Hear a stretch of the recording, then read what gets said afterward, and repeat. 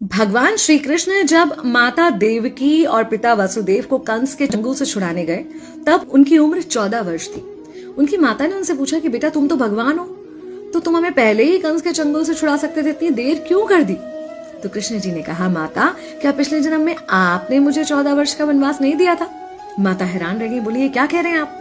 तब कृष्ण जी ने बताया कि पिछले जन्म में मैं राम था और आप थी माता कैकेयी और आप ही ने मुझे 14 वर्ष का वनवास दिया था और कर्म फल से कोई नहीं बच सकता माता, इसलिए आपको 14 साल का ये दुख सहना पड़ा।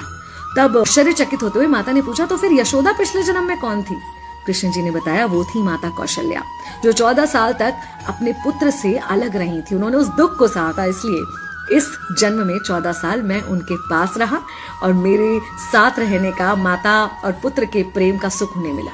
कहने का मतलब यह है कि कर्म फल से ना उस युग में कोई बचा था, ना आज कोई बचेगा। खुद भगवान भी कर्म फल से नहीं बच सकते, इसलिए अपने हर एक कर्म को बहुत सोच समझ कर कीजिए, क्योंकि जिसके भी खिलाफ आप कुछ गलत कर रहे हैं उससे आपकी शत्रुता कुछ समय या शायद एक जन्म की है, लेकिन उसके साथ कुछ गलत करके आप अपने कई जन्म बिगाड़ सकते हैं।